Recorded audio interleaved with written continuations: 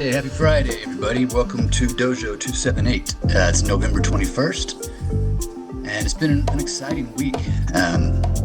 Want to maybe as we roll into beginning, just go over everything I enjoyed about this week with from the Dojo on Monday that I didn't catch until yesterday. I thought that was really wonderful work by everybody. I enjoyed watching everybody take issue with what was on their mind, bring it to the mat, and deal with it in a constructive manner. That was really great.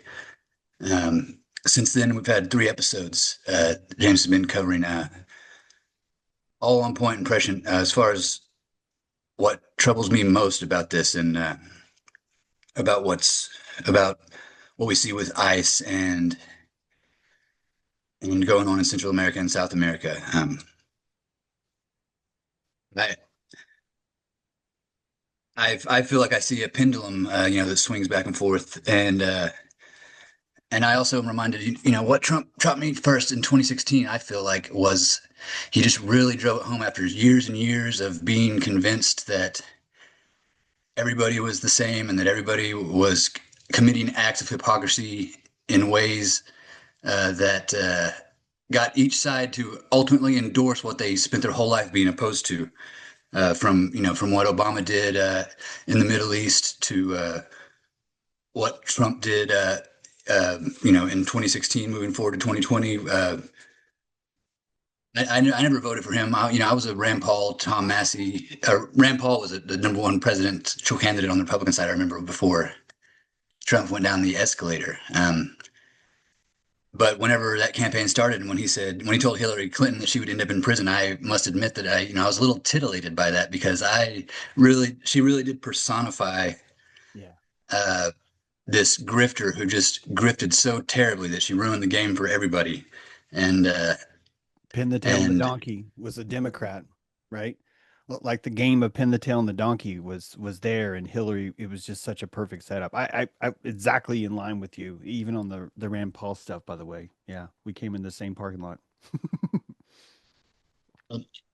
once Trump came through and everything started to roll out, and again, I didn't vote for the man, but I was like an Alex Jones listener, and some of my friends and people in my small little world knew that, and so I was always closely associated with that movement. Um, and I let that ride. Although within me, he really just taught me that how much of it was a WWE spectacle, and or that's the way I felt at least. Although this stuff looks very real, and we see on TV these vulgar displays of power that I just it's so hard for me to. I mean, I feel like we're being enticed, and we see these things, and I just feel like again, the people you're railing really hard right now against white identity, against nationalism as it's being used, and I appreciate all of that for reasons that I don't identify as white myself, but also and out of compassion for a lot of people who live around me who do maybe embrace these things. And I feel like everything we see happening with ICE right now, I'm willing to assume that they are who we say they are, white nationalists and other people who are desperate who might need a $50,000 signing bonus.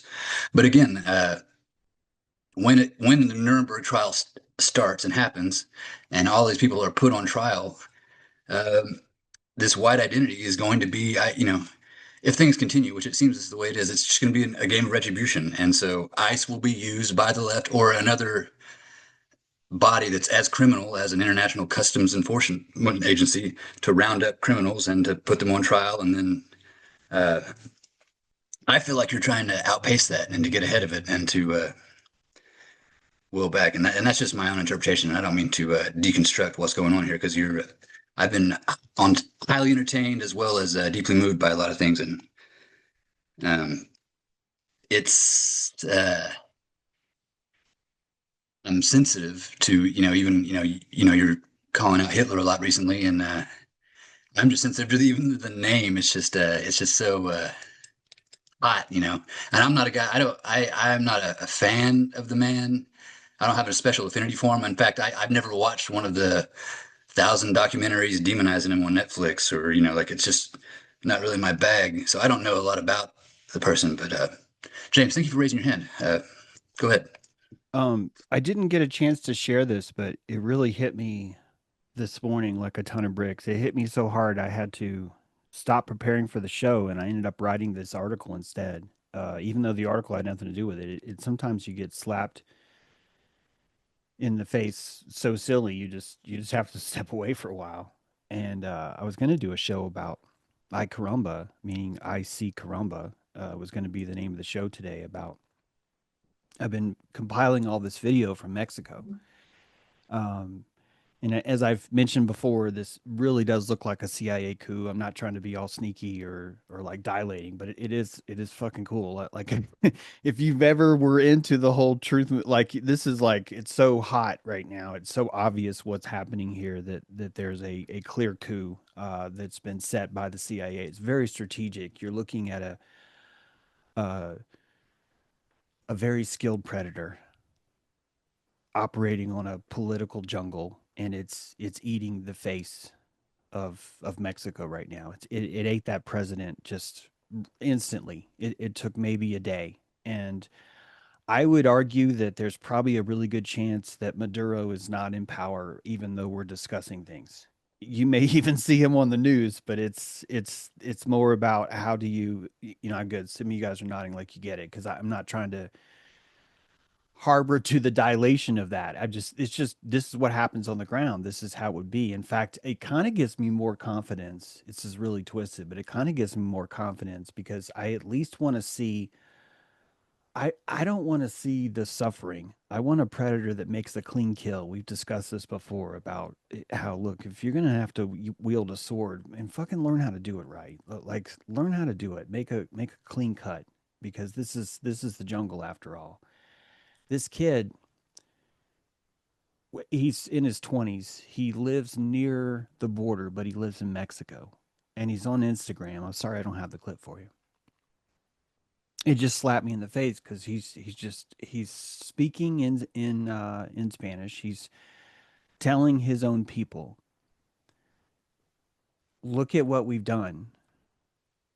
America has been here. We've been here longer than America. Look at their life compared to ours. Look at what's around you. Look at what's happening. Look at what America is. And as you see him, this is not about I agree with him. This is I'm looking at something that is completely inescapable that I have no I don't even get to comment on it. It's one of those things where you're just like, you know what, this is I'm here to witness this. And this guy is telling his own people, we have not made it. We are not going to survive. What they have is better. The system that they have is superior, and we are denying it from ourselves by clinging on to a false sense of pride. Just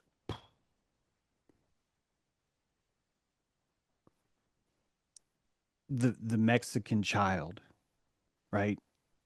Their own children are turning against all that. And it hit me so hard because it's it's out of my league.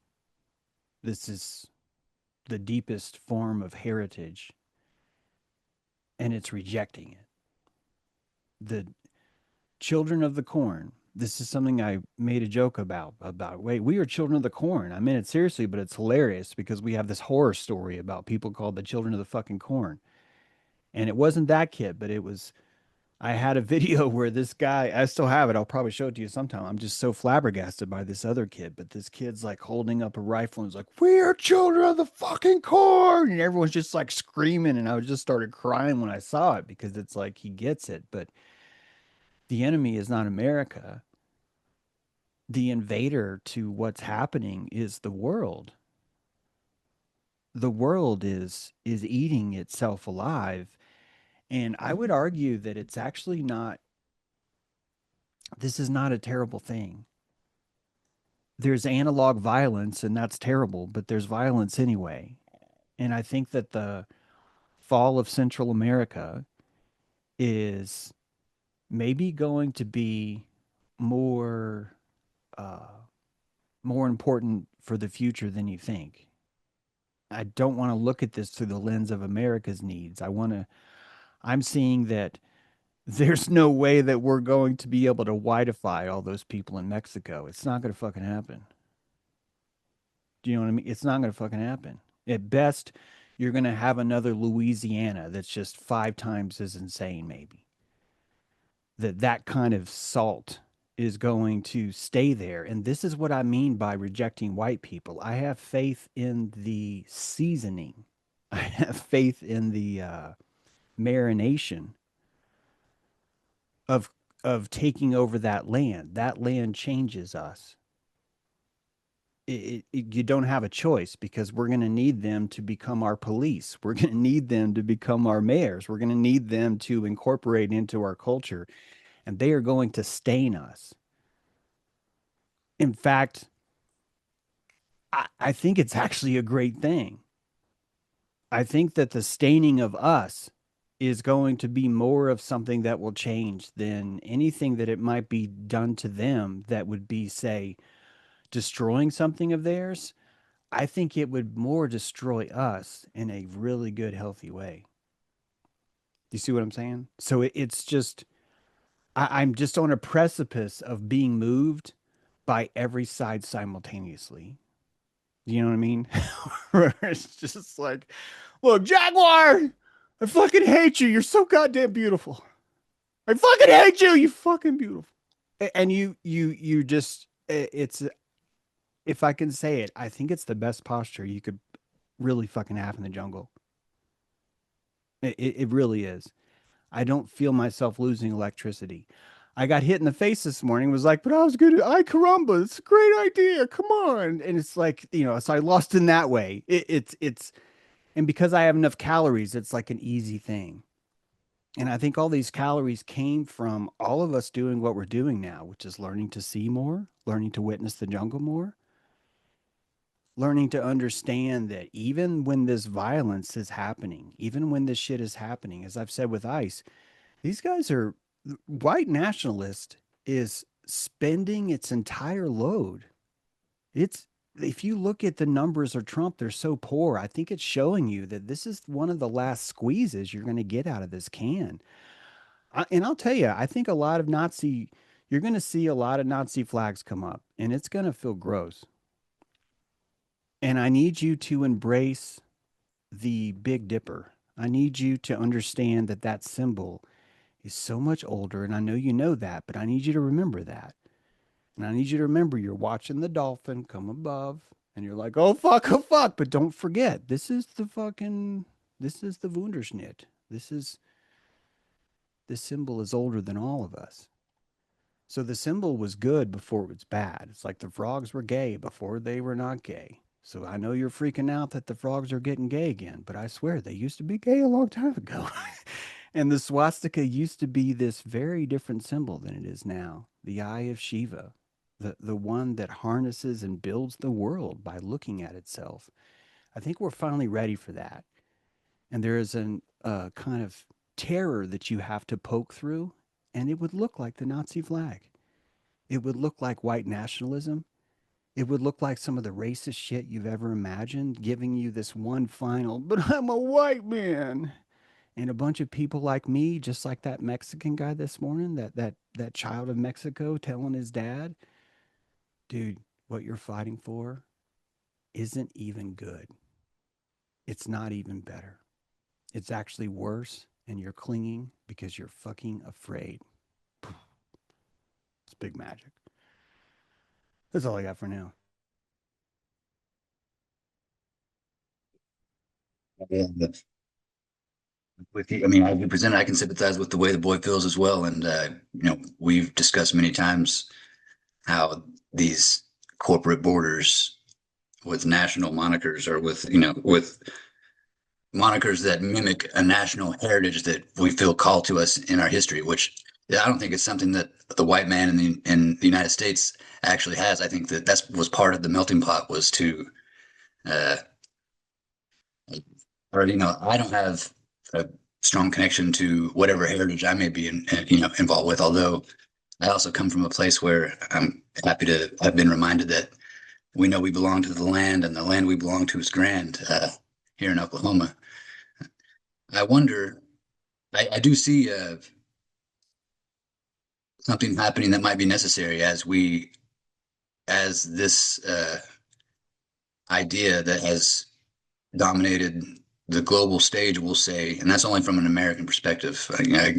Again, I look forward to it when you discuss where China is actually at in their with their country and their accomplishments. But uh, if we are going to consume all of Central and South America in this display of power, that could change in of itself. But I wonder, are we also going to have to witness something that mirrors what we saw in World War II as this prophecy fulfills itself, where everyone who thought Trump was a Hitler is made correct, to where there's a meeting from China and Russia, and they come over, and or they do they come over from the north, or whatever, to where we have to actually witness another military uh, display, another theater of war.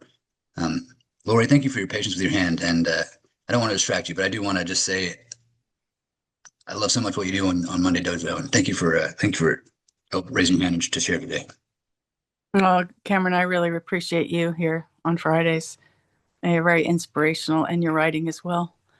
James, good works. I just wanted to say that I really feel like I see that the way that it's working from my own Zetetic experience, and that is like personally connected with people that run crews that have had a person coming from Mexico all the way up to Long Island to work a crew.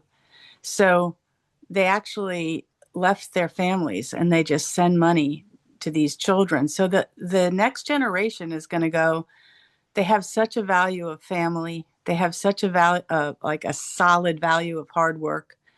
And they've come to give their currency to a corrupt nation. And it's so obvious. So it's just a matter of like, we can't see the time loop, but the time loop is just, it's kind of like this thing that's just circled back in.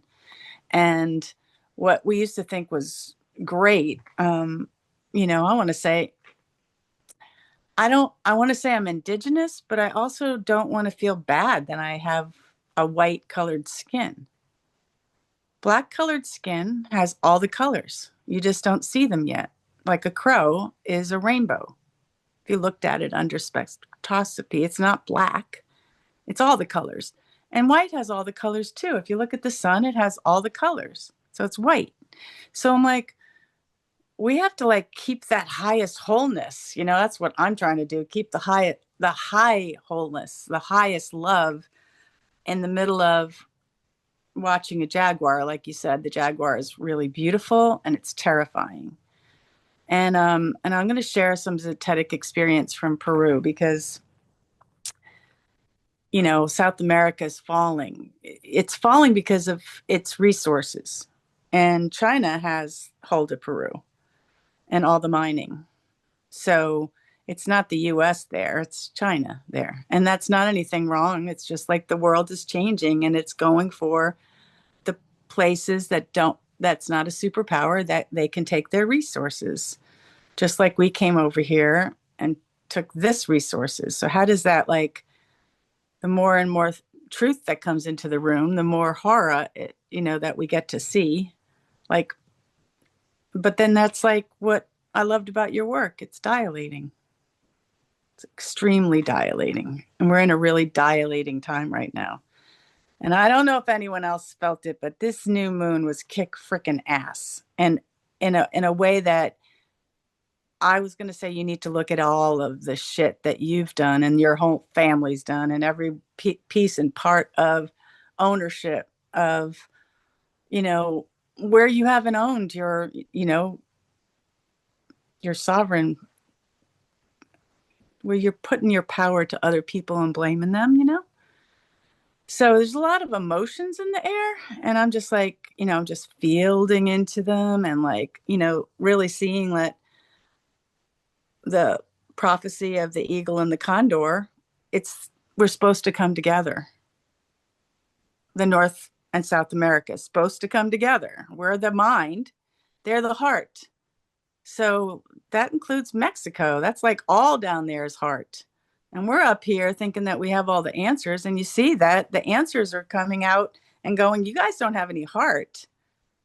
You're in your minds and you don't even like have a heart about, like, I love the work that you did, James, in regards to why would a first world want to keep a third world from getting first world? Because they have no heart. We need to connect the continents for the heart.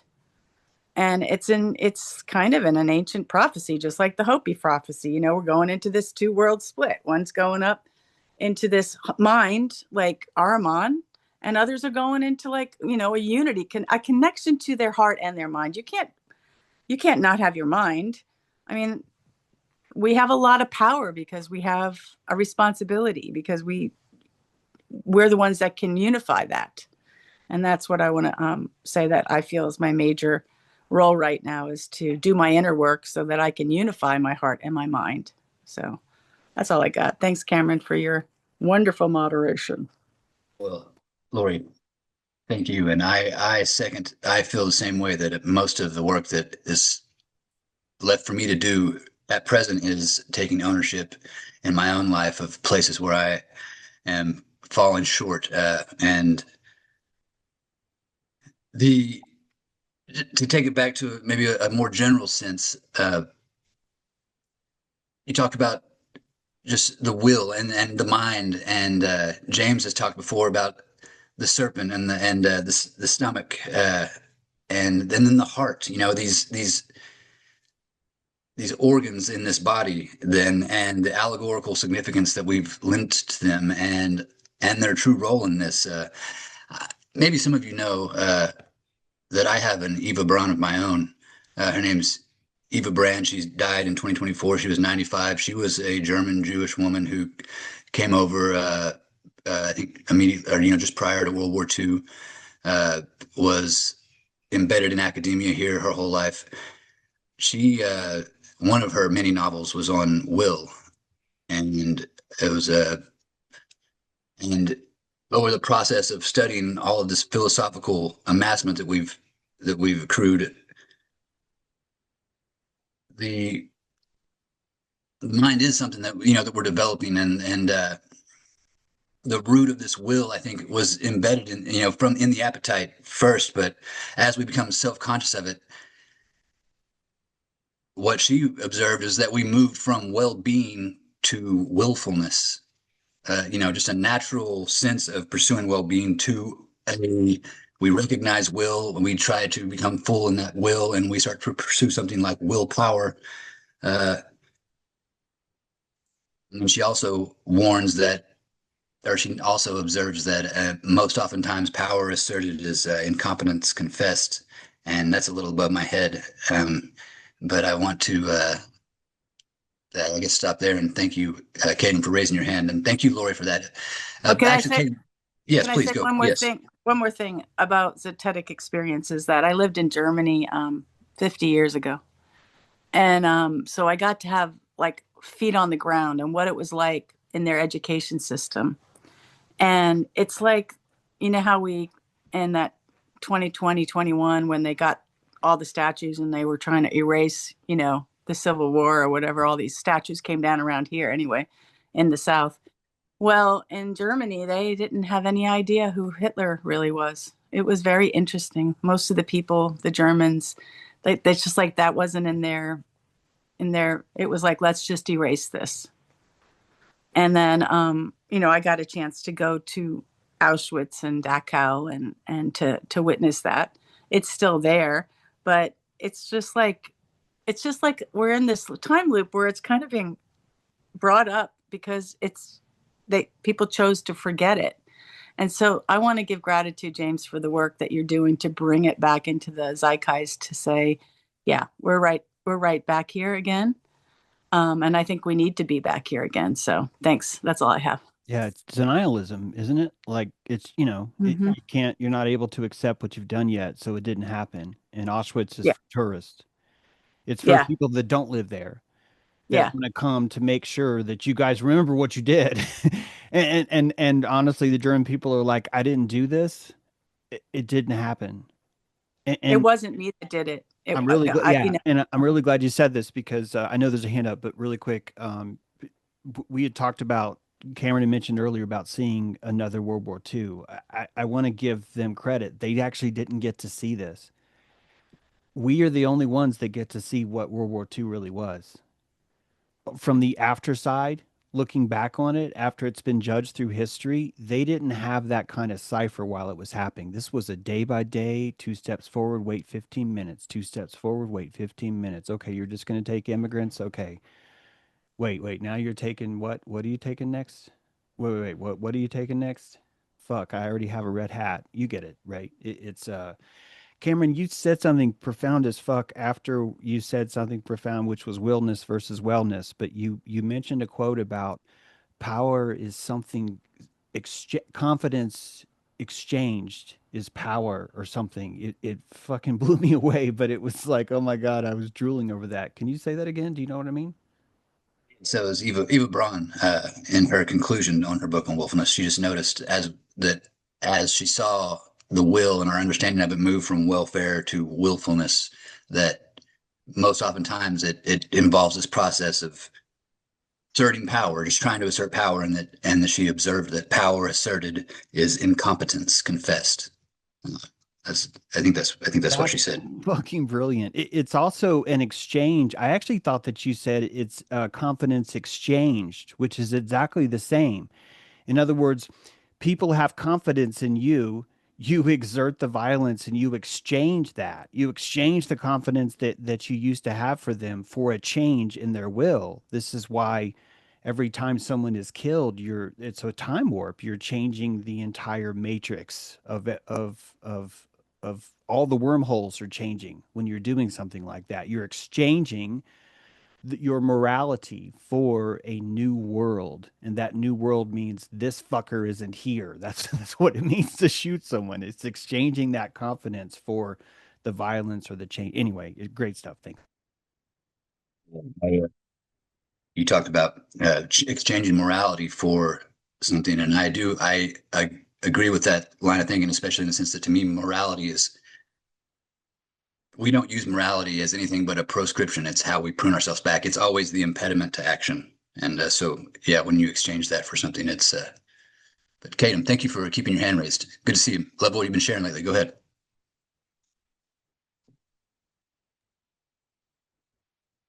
Can you hear There me? you are. Yes, I can. I see you're unmuted. Thank you. What was I saying? What was I thinking? Oh, it was about what you said about. You've been muted, Katem. I didn't see. Yeah, Yeah. what were you saying about shortcomings, right? And I'm like, oh, this is something that I'm like working with all the time because I think I'm right. Like, I think I'm good. Like, I think, and I'm all trying to I'm like trying to judge myself. I'm trying to put myself in check all the time.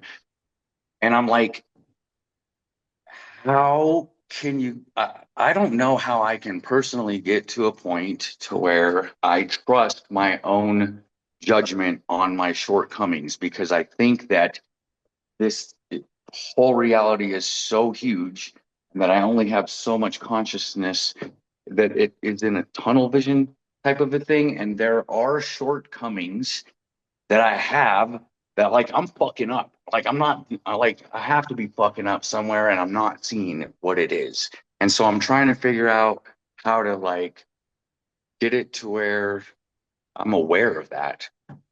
And I don't know how to ever get to that point. And I'm like so like I wanna like I have trust in all these other people's perspectives of me and like the only way that I could get to it right now is like being totally open to everybody's criticism towards me to be like, let me get, you see what I'm saying? Like, I just want to try to like be more aware of myself more than I am. I don't trust myself, basically. There's a tiny little point that's where I'm like, nah, dude, you gotta be, you know what I mean? Or am I totally wrong? And like, it's all good and we're all good and there's nothing to worry about. And like, we're all actually on point. Like, yeah, like confidence and will and like what your whole thing is saying like it's all relative, you know what I mean? But I'm just like, how do you trust yourself to the maximum to where you never ever doubt yourself ever? You're like, dude, we're doing it right, Yeah. you know? It my guess is because I've seen your art, so I know that you do have confidence and you do trust yourself. What I think you're actually more talking about is it worth it? Because you can live in a state where all you do is respond to the negative around you, and this is kind of an equilibrium consciousness where it's a way of saving calories, honestly. You're turning on the automatic pilot, which says, I just don't want to be in anyone's way. I don't want anyone to oppose me. And I will find a natural spot where I will be pushed into this spot. And wow, look how easy that was. You're powering up. This is how you sleep on a boat when you're the only one. You're the only one there and you're trying to cross the Atlantic, right? There's a point where you're just like, look, I have to maintain this course because I'm hoping the wind and I'm going to go to sleep. I'm going to fucking go to sleep. And this is, you have to do this to survive. So I think the struggle is more about why is this so expensive to keep watch all the time? What is this worth it? Because am I even making the world better? Am I even happier from it? And I think that this is a war on the nomadic consciousness, Kadam.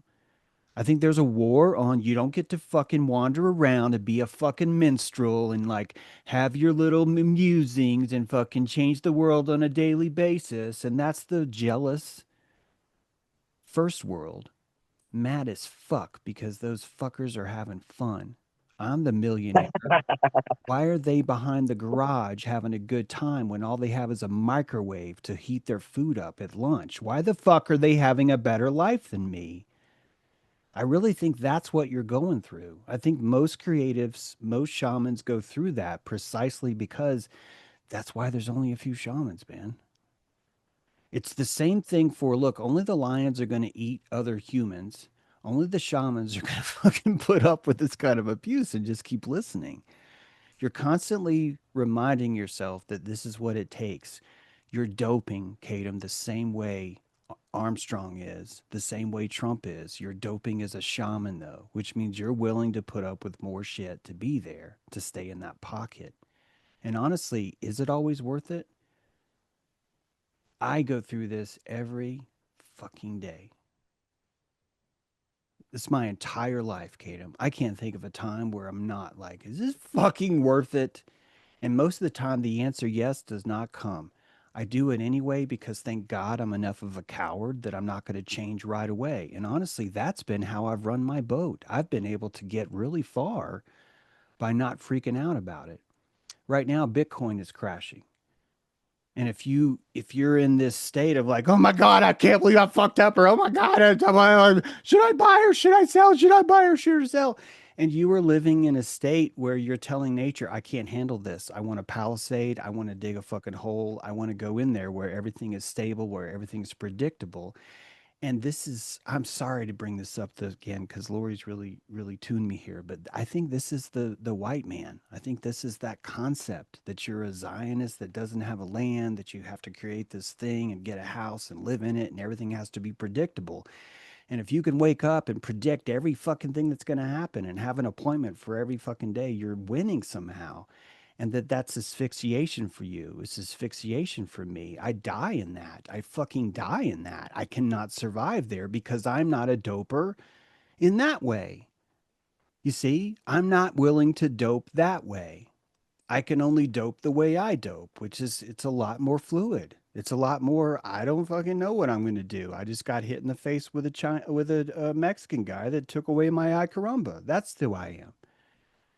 Is that right? No, I'm misguided. I have one vision and then I change it, halfway through. The thing that keeps me going is not progress, it is not success. I swear to you, the only thing that keeps me going is am I producing something? Am I making donuts, man? I don't need to like these donuts. I just need to fucking make them. And I've noticed that this more than anything else has helped me stay in the pocket. It's that I just keep making donuts, man. That's really all I need to do. And I learn more because I can get post World War II on them and I can say, those are some shitty fucking donuts I made, or those donuts were my favorite ever. and that's really what changes you. And this is exactly how a sailor navigates his boat. He's in the back ass part of the boat. Like the very end of it is where he steers. It's not the front. He's tic-tacking his way across the ocean. There's nothing tangible about it. The only thing that really makes it possible, he has this blind faith that there's always going to be a trade wind. It's really so the whole thing is built on the precarious symbiosis of man, not the sovereign Ubermensch concreteness of man. That's actually never existed. That's a first world illusion that requires a shitload of money and a lot of marble to maintain that kind of vision. It's a vision that burns itself down every day and that you have to rebuild it every fucking day. You got to mow the lawn. You got to clean the fucking pool. God, there's fucking dead bugs again. Dead animals in my pool. Like that kind of shit. It's, you don't want that, man. That's why you're here. That's all I got. Oh, by the way, I got to buy Bitcoin. I was like, the Coinbase works. If you Good. put your debit card into the Coinbase, this is the trick. You got to get a debit card, put it into the Coinbase. Bam. I bought Bitcoin today. I'm like, I'm so excited. You bought it today? Anyhow, I bought it today. Oh, that's a great time to buy it. Good job. I know. The timing perfect. Right on. It All could right. keep going That's down, but I swear Oh, it'll well. be fun. We'll have fun in the jungle together going, you That's said right. it wasn't going to rain. And I'll say, I told you we're going to get away forest.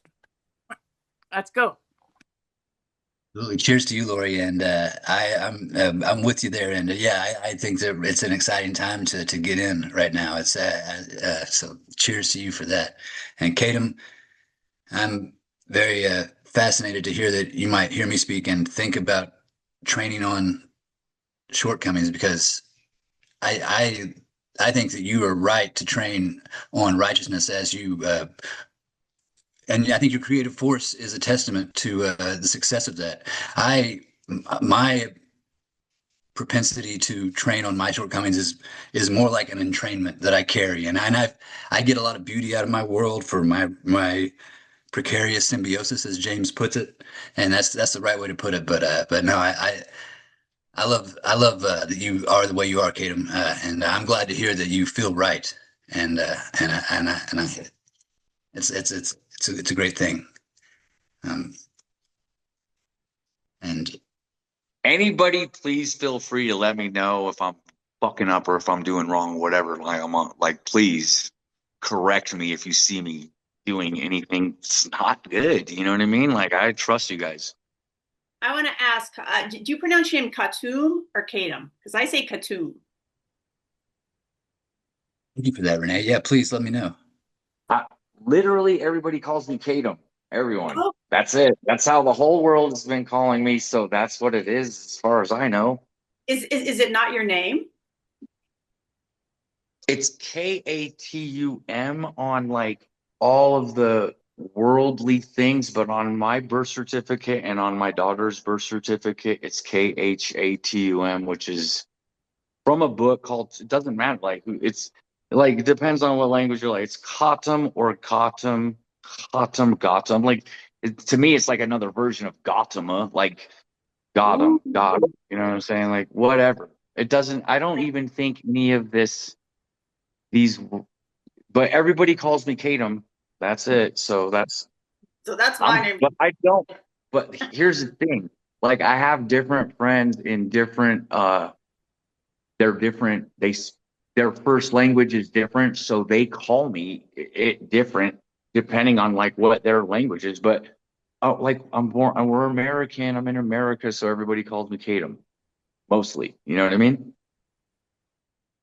All right, I like it. But I Sorry. don't care what anyone calls me. Like, I'm all just like, don't call me a liar, please. Really cool. Khatum. I like that a lot. Kadam, I wanted to say that if you're asking if you're on track is the best question to always ask. That's your self-knower tracking you. And like the people that like don't ask that question, they're the ones that are like, so it's like everyone fucks up.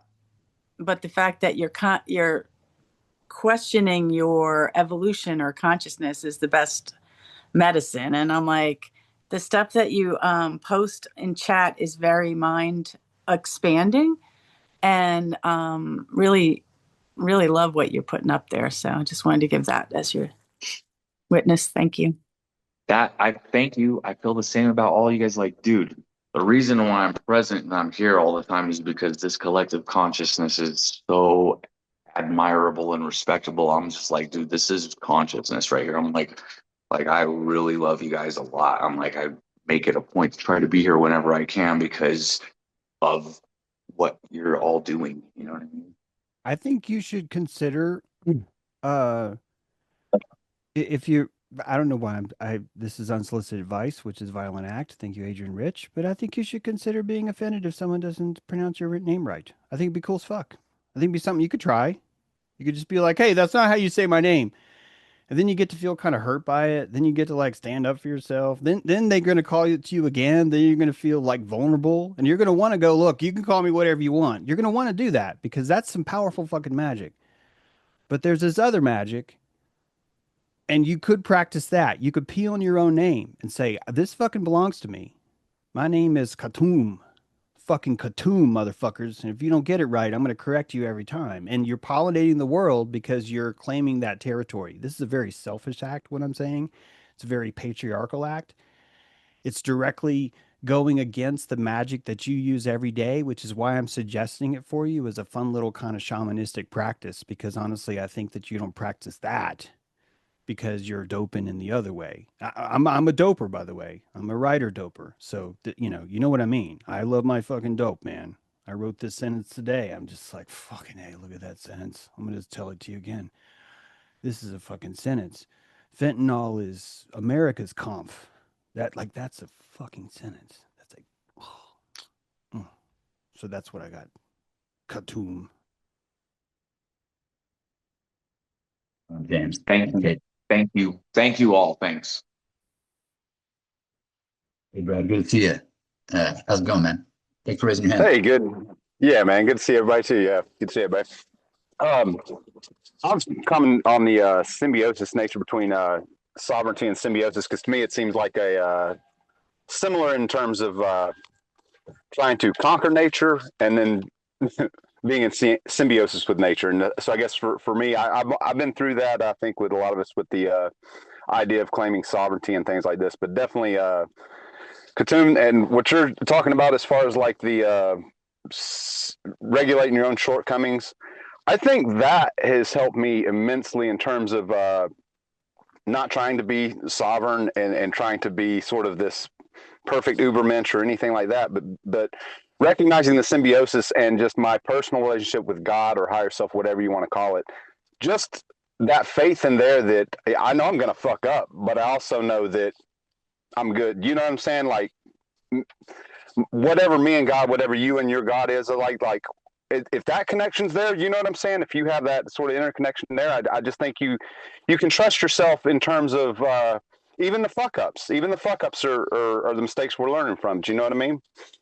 I'd also in terms of the white man and that kind of or whiteness in general. I'll say this because Laura, you mentioned the Germans and the German children supposedly carrying the sins of the father, if you will. So the same thing I've seen a lot of my friends feel like because they're white, they have to be ashamed of everything that white supremacy, I guess, has been guilty of, right? And I'm just saying that's something for me personally.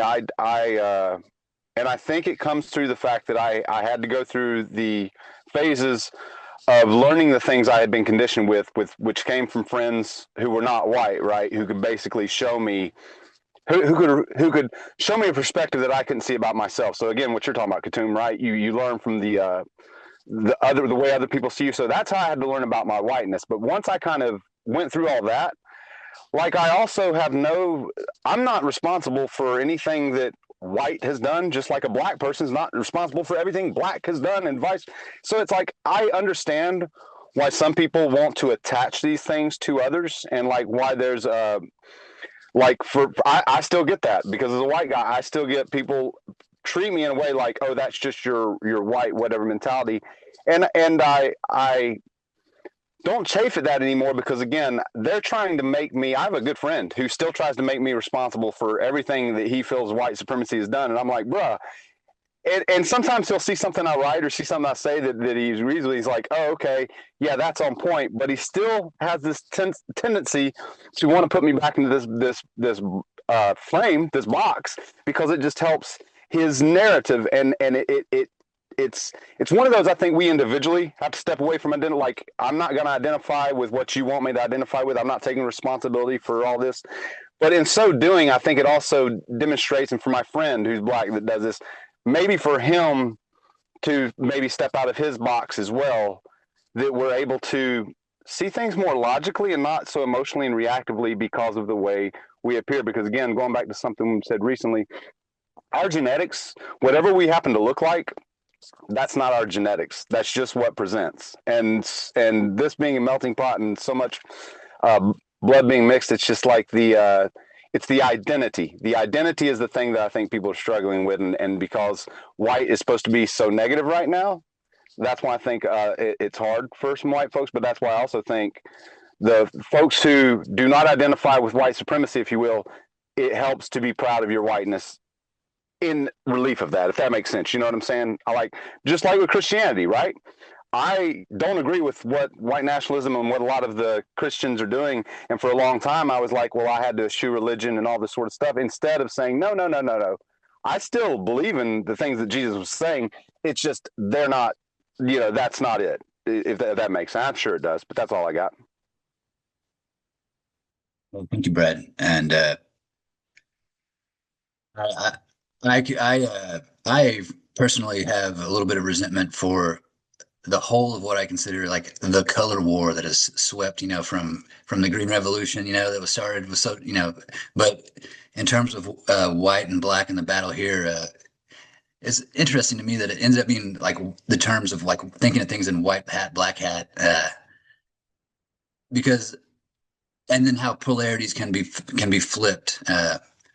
Um, but I do think that it is it just feels so superficial for me.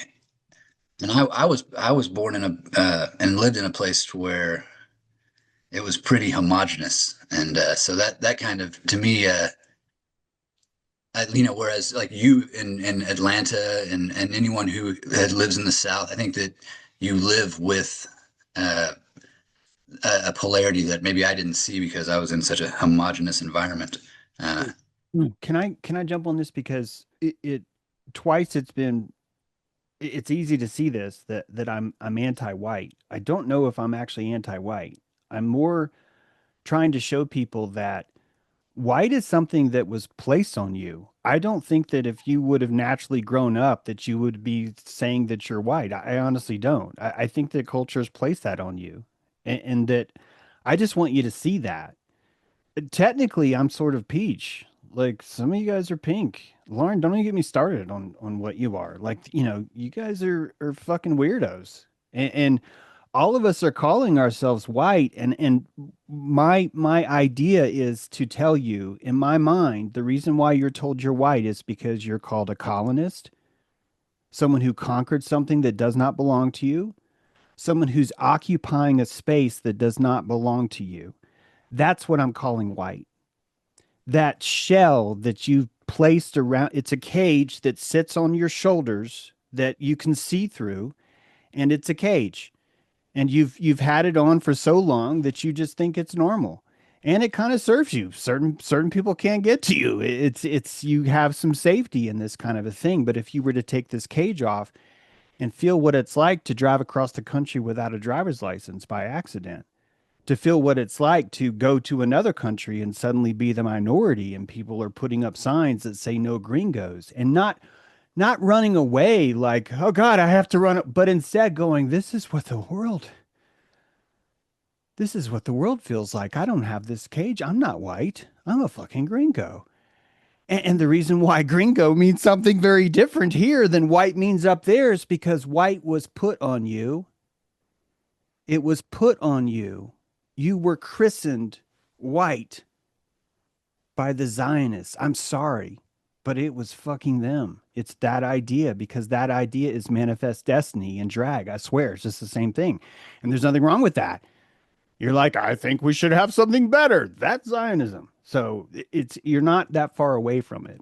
I don't mind being misinterpreted. I just wish that my words would have not sounded so anti-white. So I just wanted to take a sec to correct that. That's all. Thanks. You, James. I certainly don't feel like you are.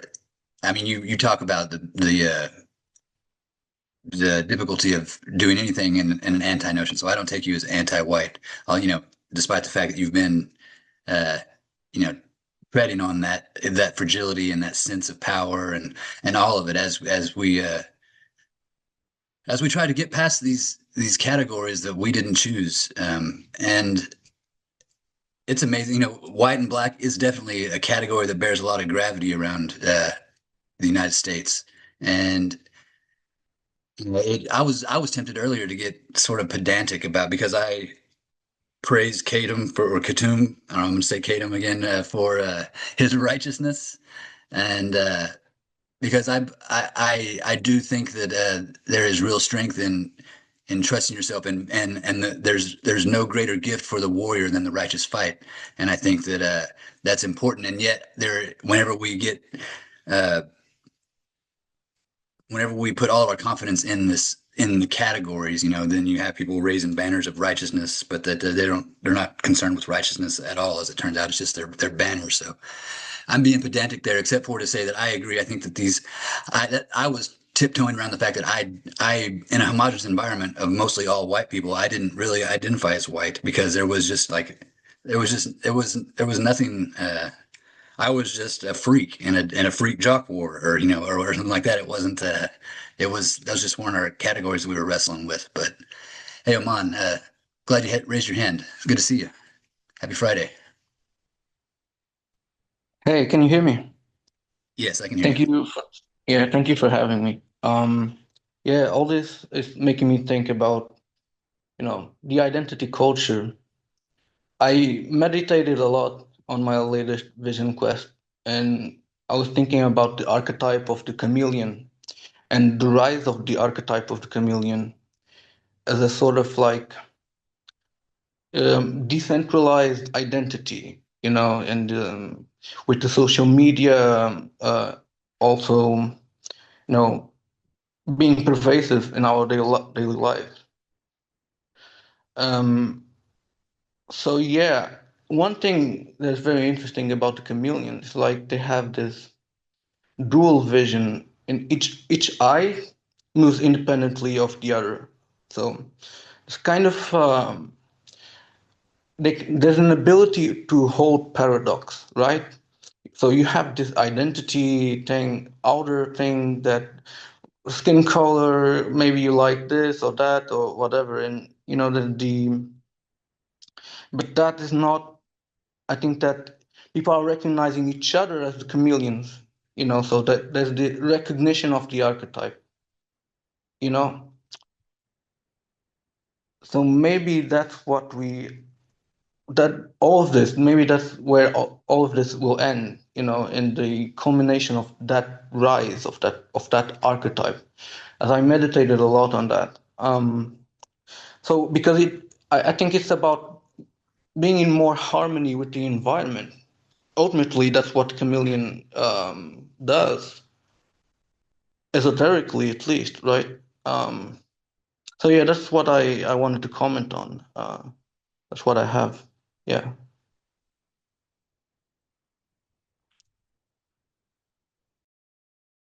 You're muted, Cameron. That's kick-ass, by the way. Yeah, Especially thank you, the way James. identity is. The octopus is so fucking intelligent, and it has this idea where it is symbiosis. The chameleon is symbiosis. It is the environment, right? It is the environment. That's fucking amazing. That never would have hit me. Uh, this is gonna sound so different, but I my gut told me this is the case. We should do a show on this sometimes, but you were called, all of us say, well, we're white people. I'm sorry I'm going back to this, but all of us are saying that. And you may think that in Africa, all of them are saying we're black people. And that's not how it works there. They don't have that kind of containment on there. And I've asked AI, it's not that I knew this, but Yoruba, Igbo, Akan, Wolof, Tutsi, Amhara, Kikuyu, Shona, Zulu, Berber, Tuareg, Fulani, Dinka, Khoisan, Oromo, Somali. That's black. All of us would have to say, well, those are black guys. They don't see themselves that way. And I don't know if we should see ourselves as white. I think that's the wazumu. That's the wazimu smell. This idea that you will spin yourself in circles to avoid the sun coloring you, and so you will remain white. I kind of weird thing to stick it in now, but thanks. I just wanted to say that thing about the chameleon, because that was like another thing, like, like to be a chameleon is bad, but that is symbiosis, isn't it? And I was thinking about like Carolyn Myss, she had all this stuff with these archetypes, and I think that a social, like this new archetype is a chameleon, and it is like a powerful archetype. So I'm just really grateful that you opened my aperture to that. Thanks, Oman. I can't say it. Oman. There we go. Got it. Oman brings up the chameleon, and there's been fascination in this group with things like the squid and the cuttlefish and their ability to disguise and become one with the environment. Uh, I thought about how Kadam mentioned his tunnel vision and his trainment, and then I thought I might have heard you talk about the chameleon's ability to look both like always as a strength, and I'm willing to consider tunnel vision a strength. Also, it's for myself. I guess I consider it an affliction, but it can get some strong things done. Also, um, but if that is an ability to operate, both hemispheres at once into one another, if that's how it works physiologically, Yeah. are we trained? Are we entrained in our tunnel vision? Guys, Um, to this really complements this well. And I'm sorry, I don't know the exact name, but a lot of schizophrenic will have this strombolism where the eyes are technically going chameleon. They're becoming symbiotic. They're mixing into the environment, and so they're not able to have a typical macular vision. And these are the guys that are apparently seeing things that are considered the seers because they're more symbiotically connected, which means that maybe there's a point where we reach consciousness where our eyes just go full Stromboli, where each of them just becomes its own setting because it's no longer in fear, it's in symbiosis, which is wow. You're probably changing your skin color then. You're probably chimering the fuck all over the place. You're just like dropping tails and all kinds of stuff just because your mood changes. And so with that, just like you molt skin and you mold hair, you'd be molting body parts itself. Really, really trippy stuff. Thank you, Oman. Good stuff. Clinton, thank you for raising your hand. You're up. Go ahead. As far as the chameleon, I like that idea. Well, first of all, I wanted to say cartoon because that's just how it sounds in my brain. And thank you for your perspective. But the chameleon, I like the idea of the two-eye gaze. So you keep your eye on what would notice you, and then stay invisible. And so in staying invisible, you can observe the natural environment without fucking it up. Because maybe the chameleon isn't protecting itself; it's just allowing you to be who you are. And that like invisibility, they're cloaked, and so you just continue to self, and that's the beauty of it. I think white is the lack of seasoning. It's like they're not having any culture. To belong anywhere would be white, and that seems just flavorless. So I've never identified with white. I always claim Native American, because I was born here. So I don't know, but I think you guys are beautiful, and keep doing what you're doing, James. This week has been amazing. You're fired up. I like that energy. I wish I had more bandwidth so I could show you my face, but thanks again for being here, you guys. You, Clinton. And yeah, it has been a great week and great to hear from you.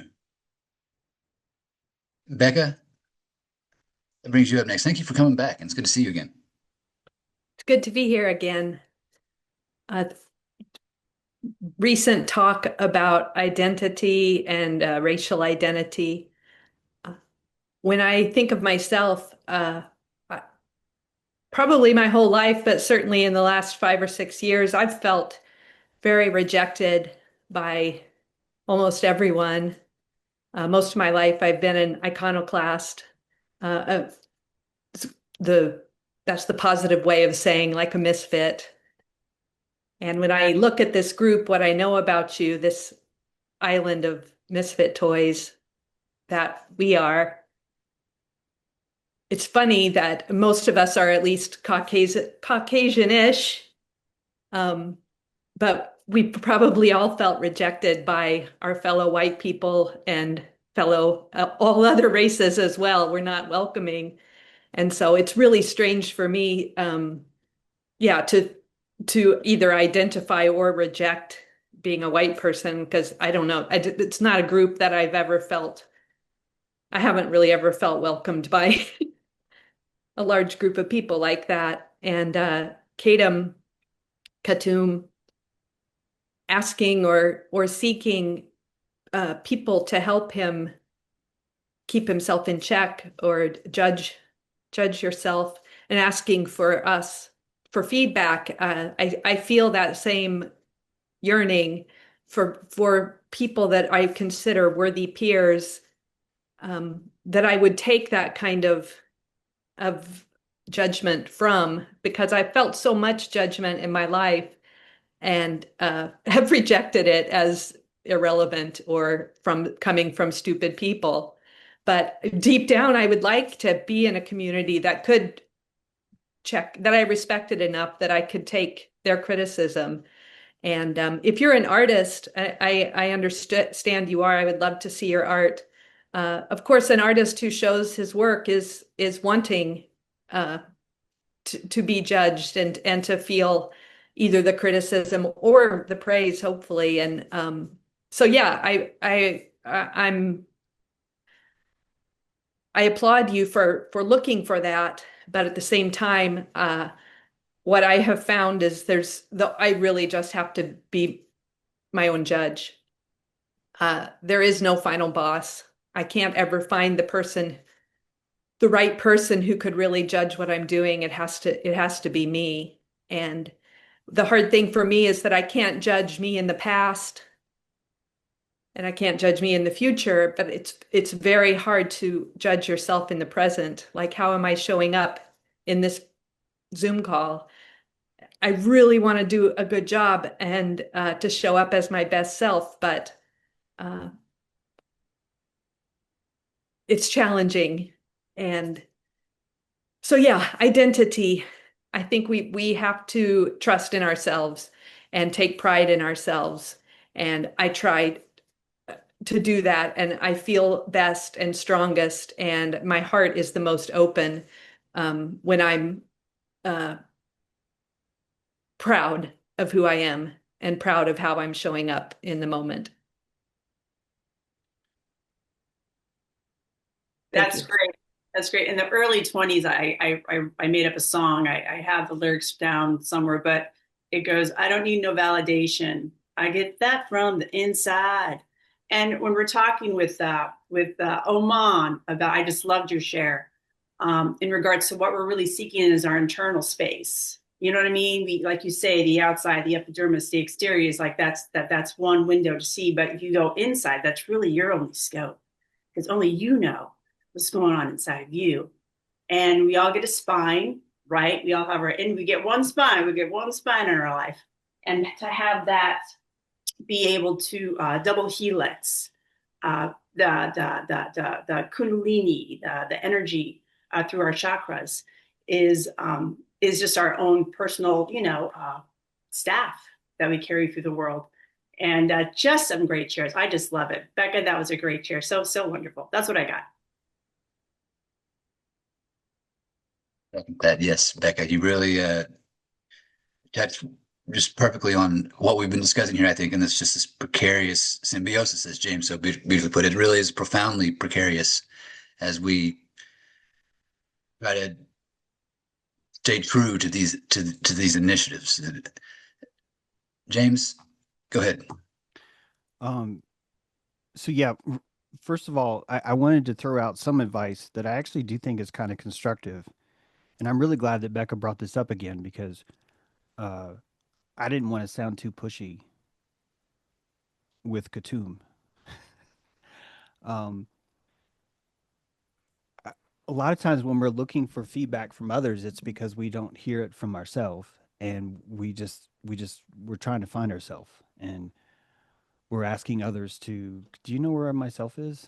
And I think the best judge of how you're doing, if you can imagine that there are children around you, ask yourself, am I emitting confidence or am I emitting fear?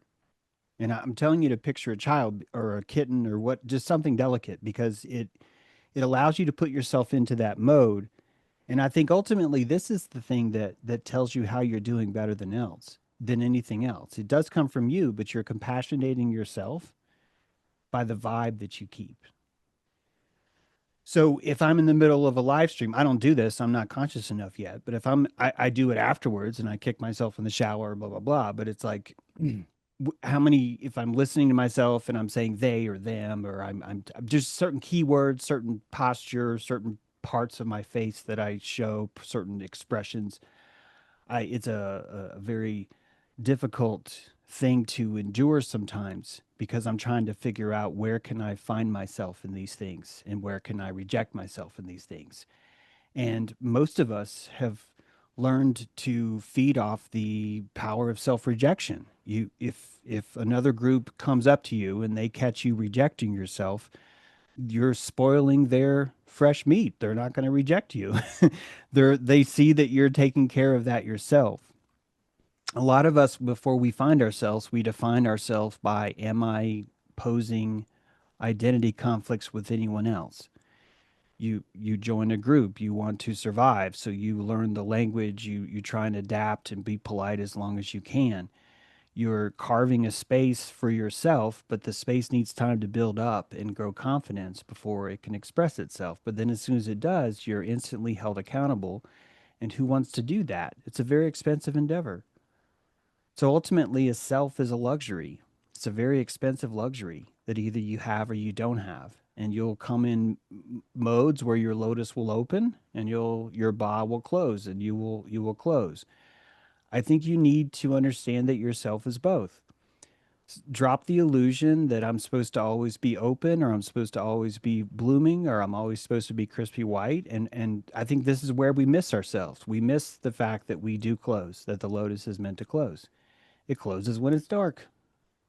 It's pretty fucking smart. And if you love yourself during that close, you are kicking the universe's ass right now. I mean, if it was a contest, you were doing so well. When you can find that, when you can find the pieces that you're ashamed of. I have a chipped tooth. And when I see it on video, I'm like, God, still don't hold your head that way. Hold your head this way. Hold your head this way. Hold this. And your chin, you don't have a beard. You've got a double chin. Just show your face this way. Don't do this. And it's a mind fuck. And the only thing that gets me out of it is I think, why am I broadcasting that shit to people I love? This is why you put a child in the room. You put a child in your room and you ask them, what am I conveying right now? Am I conveying, I feel bloated, I feel fat, I feel ugly, I'm just telling all the things that I would go through. I'm able to chop their head off purely from the power of knowing, what am I doing to everyone else? What am I doing to everyone else? So I'm using the old power before I had a self. I now have a self, and I'm using that same power, but in a very different way. Now it's more of I have a responsibility to send out a certain vibration. Why am I not doing that? I'm no longer doing it for myself, and it makes it easier. It makes it easier to do because I feel an obligation to not drain anyone around me. I am still leaning on the herd, but I'm leaning on the herd in a different octave. I'm leaning on the herd to where I have myself, but now I get to stalk myself by using the compassion of, am I inspiring others or am I instilling more fear? This, I think, comes back to the white man.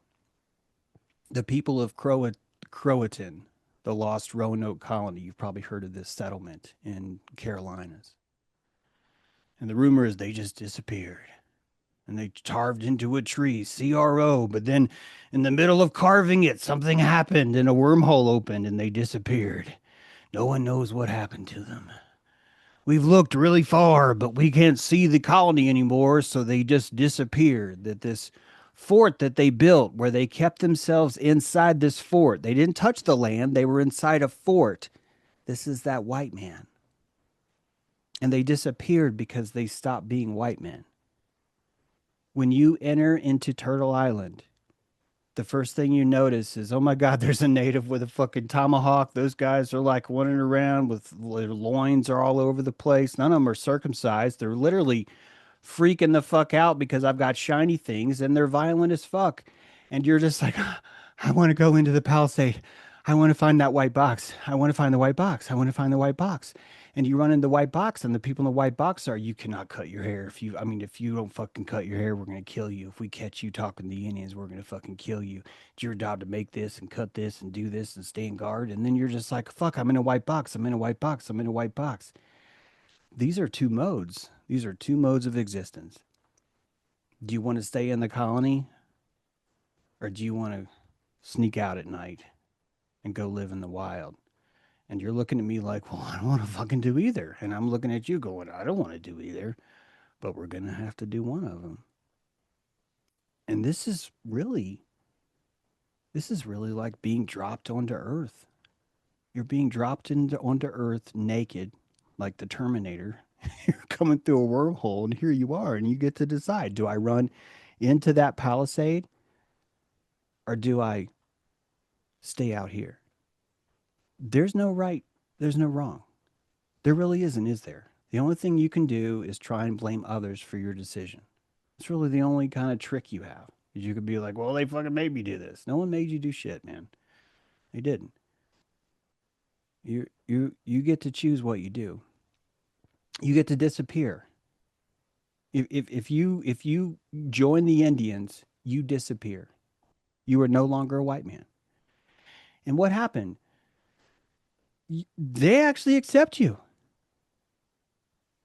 There was an immigration policy here that was vital. Do you know why? Because they needed you. They weren't doing it because, oh, well, we took equality classes and they rainbowed the fuck out of our kids and now we fucking love everyone the same. No, they saw how valuable you were. They knew they could use this. They knew you had to be assimilated.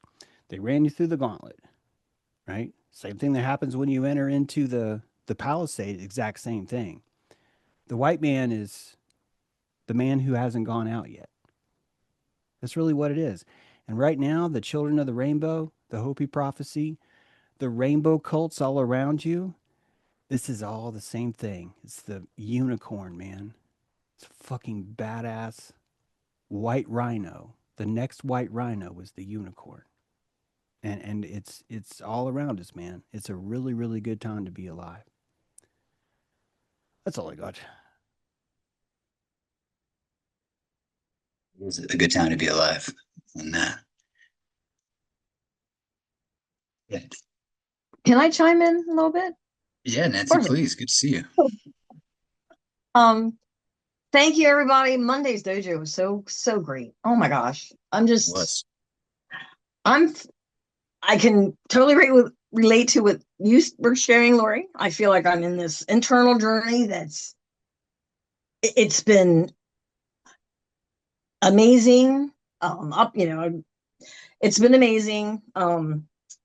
And you said something, Cameron, like I feel like I just can relate to what everybody, well, of course, what everybody's saying, but I'm utilizing my will. So, Katoon, I have been working on giving to me what I used to think I needed from others, which was, um whatever, confidence, feeling good about myself, whatever. And I am practicing using my willpower to, like, when I catch myself, and I'm trying to really like just flow with. I'm doing really well, but I do have some days that are like, fuck is this energy? It's like it's fun to play with, but it can be really it's powerful. But anyway, so I'm telling myself, I can't believe how hard it is to say, you go, Nia. So, but I'm doing it, and it is I feel like I'm training myself with, like, maybe with when I connect to source, my higher self, whatever you want. I don't know. I'm as usual. It's really hard to articulate, and it's but I just can relate to everyone here because, oh, well, Becca, you're, and Omar, oh my God, or Omar. I am so grateful to be here. I am like just flying today. I'm grounding. I'm finding that when I can praise myself, and there's a lot of words like I grew up with it. Don't be haughty. So I've always like, oh, am I being haughty? You know, um, um, and I'm like just learning that, well, everything is just a frequency, and we get to put whatever belief we want on it, right? I feel like I'm rerouting things. And I'm even like, oh, I have to share this because Renee, Monday, you shared something about a blue leaf. Wouldn't it be great if we could manifest? And it just reminded me about a month ago, I have grandchildren that live an hour and a half away, and so I don't get to see them. And when I go to bed, I play in my imagination, and I dreamt, or they daydreamed that I phased out of my house, like electrically, and phased into theirs. I am not kidding. Like 2 weeks later, there was a little short Melanie Trump phased into a reality. Did anybody see that? Did anybody see this? And I'm like, and it was exactly how I like imagined it. And I was like, what the hell is this shit? So I'm just like, and I love, James, that you have helped me so much. Everyone here has helped me with this, to accept those parts of me that I have just, they're my gifts. The things that I thought they're turning out to be my gifts. Like anyway, I know I'm all over the place, but I think you can feel me. I am just in this like light that's just like, wow. So I'll stop there. Oh, so yeah, I don't know how does that happen? How do I have this, like, I image something? I mean, wouldn't that be cool if we could phase it? I'm going to go visit Lori. Lori, I'll let you know when I'm coming. I won't just stop in. If I find it, I'm going to share it because it was so, and I saw it a couple times. So I'm like, wait a minute. Anyway, I'm done. Thank you, Nancy. And Lori, I do want to tip my hat to you for you really drug out of me something that I really need to work with, and that is you talked about ownership, and I jumped on taking ownership of my shortcomings, and then Katum, he spoke to it in a way that made me kind of see what you drug out of me in that moment. So really, yeah, great work in the dojo today, helping me because this is something I really need to work on. Becca talked about company that you want to check yourself with, and shame is something that I've dealt with for a lot in my life as well, and that includes trying to alchemize that shame and see the positive effects it plays in growth. And it really requires respected company, in my mind at least. I feel like I don't think I would have ever had shame had I not had people that I really admired and that could speak to me in a way that touched me. And I get that here in a healthy way. And thank you guys for that. And now, Lori, thank you for raising your hand. Go right ahead. Oh, I just love when Nancy shares. I just love it. I get everything you say with your half sentences. So don't think that you're not resonating to the resonance. And I actually had an experience with someone phased in and phased out. So it's really fun when you can like play like that, like play like children and have that experience, because I'm kind of having it. And I just want to, I wrote on Substack, I think it was yesterday. It was really a hard day for me. I'm really seeing that I was susceptible to giving my power to people that have a lot of power. It's just the thing that, but when I see that I've done it, then I get this, it goes from like a negative to a really positive positive. It's almost like the gold that I've been waiting numerous lives to get. So, and it comes with, wanting to be appreciated and wanting to be seen. And I've just pulled out of anything that was like calorie leaking out my back. I was just like anything. And I just did a huge one with this person that I was really looked up to, had had an exchange with for since 2021. It was really powerful. And then all of a sudden I wasn't seen anymore. And this is the thing about when you resonate at your own resonance. Um, you have to trust that the next thing you're going to be seen by is better than what maybe you were seen at that level. And that's the hard part, because you really thought you were seen at this level and that you really trusted that person to really see you and like really get your gift. But you really didn't get your gift. So how can they even get your gift? And then when they kind of reject you or turn away, that's when that superpower comes on to make whatever that was into some kind of alchemy. And I'm watching that in myself. It's really painful because I did a new moon ceremony last night and a despacho to give gratitude to the witness of someone who couldn't see me anymore. And James always said this, that could happen here. We could be here and we could be vibing with each other. And then all of a sudden, there's a person that isn't in the resonance. And then, but that doesn't mean that it's like our own tuning has to be tuned to our own tuning. It's like to no one else's tuning. And then you can do a symbiosis or you can do a chameleon when you have your own tune.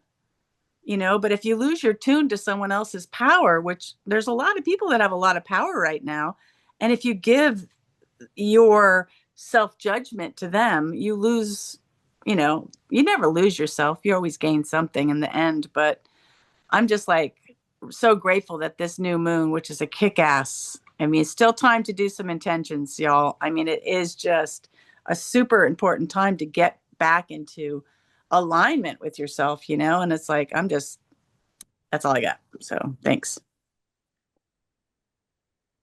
Lord, for reminding us of what a opportunity, a window of opportunity these new moons are, and yes, there is still time.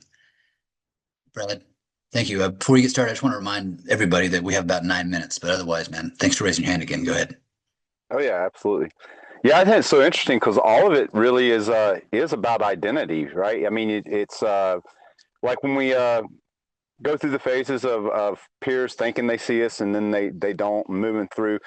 And our own personal journey is kind of, as you level up from the first one, right? It's like you have to re-identify with yourself, right? Because you're leaving kind of this relationship or this group that doesn't see you the way you see yourself. And to be part of that group, you have to identify in the way that they want you to identify. And so that's, I think, through every step of the way, it is about us finding our own identity, because we've been kind of given an identity, right? As you come up, you identify as whatever the group you're a part of tells you, right? So that's what I love, the perspective, James, you're bringing up about how white, the box of whiteness has been sort of prescribed in this identity. And I think it explains a lot in terms of something I've seen, because I've had this thought for a while, that I feel like that mindset, because again, it's so interesting we're talking about whiteness, but when you look at people just across the world, there's so many people that appear white, but I'm thinking this is primarily even more of an American thing. I know it went through Germany, but like Europeans, for example, that I don't know this, but I'm guessing that white complex maybe is not as, that box that you're talking about, James, maybe is not as prevalent across the world, but it's American thing. But to bring it home, the point I'm saying is I do think it's interesting, because in terms of the rainbow and the whole thing going on with consciousness, it's almost like that white box is that most fragile, but fearful place. You know what I'm saying? of identity to where everyone else that's been going through it out in the jungle, right? Because anyone who's been more closely associated with the jungle and not in that box is already more hard, like not only more aware, but they're more hardy because they've not been in this sort of protected space, and so they've dealt with more of their fears, is what I'm saying, right? So that to me, it seems like this is what we're maybe witnessing here, is how all this has shown this fear of identity fear again, right? And collapsing it down, and whiteness is the box that, you know, like we're saying, but that's where the last fear and fear, but fragile.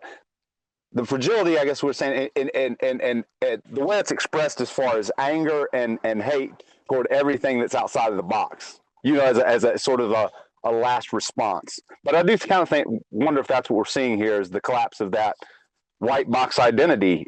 I don't know. What do you guys think? Do you think that is on the other side of this, that particular brand of it, like you're talking about, James, is maybe? Yeah, I think overcoming. This is all just kick ass, because there's just so much meat here. There's just so many things to look at and consider. Even if you think about, maybe white man is more of a transitory state. Just hear me out. Like, if you're gonna be like, dude, we don't fucking like Egypt, these guys are too mean, we wanna be our own slaves, and then and then you go wandering, so you're leaving Egypt. And in order to leave Egypt, you kind of have to pack everything up and become delicate. And this is sort of a white state. Think about this. The richer you think that you are, the more delicate and desperate you are to stay alive.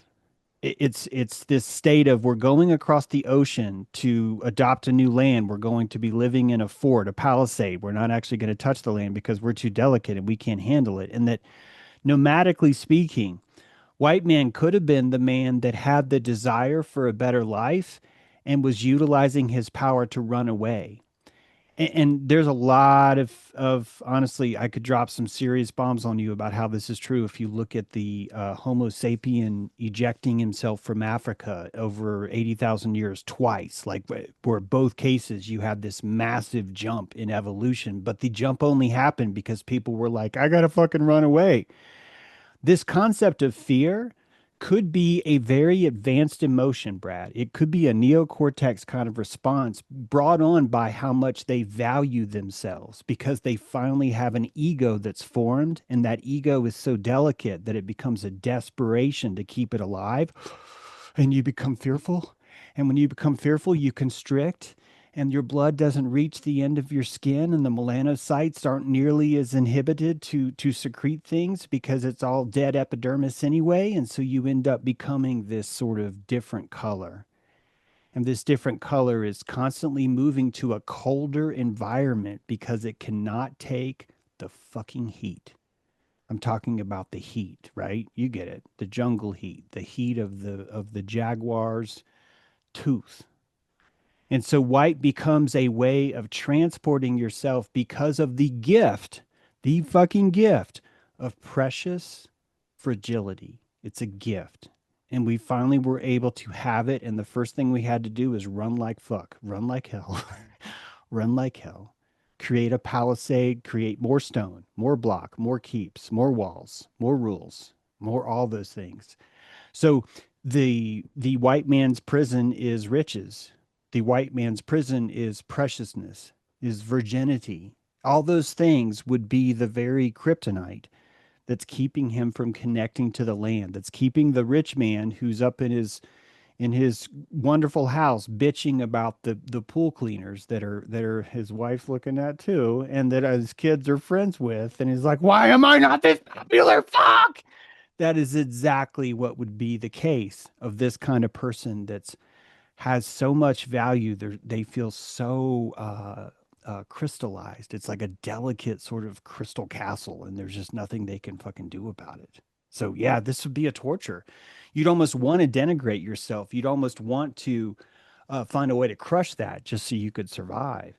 So you'd look for like massive losses of ego or pride. You develop this system where pride becomes this hateful thing, or butt sex, or whatever else we do to shame this kind of stuff. So our own power, the psychosis is showing you where the delicate stuff lies. And it seems to lie in our ability to migrate, but then our inability to really sink back into the soil and trust where it's going to be again. That's hard stuff. The wisest among us, the first that found the black sun. These are people that could track the stars because they were able to stay in the same spot. That's a very powerful thing. You're going to need a really cruel Canaanite rock humping Jew who's never ever going to move. You're going to need someone who's just so committed to this rock that they will do anything, including violate their own sanctity to keep it. This is literally the opposite of white, if you think about it, isn't it? So pick your battle, right? Do you want to go inside the fort or do you want to live outside the fort? Because you're going to get eaten either way. It's the jungle. So James, I just was thinking, like, isn't it going to be like 6 months before the delicate white people are going to be so missing, the people that do their roofs and their yards and their everything that they had been removed? They're just going to be, please come back. So anyhow, I hope thanks, so. Karen. God, I hope so. Yeah. Thank you guys, everybody. I think to take it back again to where I was talking about, from going from welfare to willfulness and these vulgar displays of power. And James just talked about the value of holding the spot long enough to see a complete solar cycle, at one annum of a solar cycle, or even however many you can do with the stars, like that we did. There's an insular sanctity that is important from that very first appetite of Pythos, or the belly of the snake, to these complicated egos that we now try to we've gotten in this twisted version of going out into the jungle, and then trying to maintain an insular sanctity within that can get sort of perverse. These are great things to think about, and we are now 90 minutes into our meeting. So if everybody would please unmute, and we will say goodbye and wish everyone the best on this wonderful new moon, and have a good weekend. Have a great weekend, everybody. Goodbye. Bye. Great Surprise day.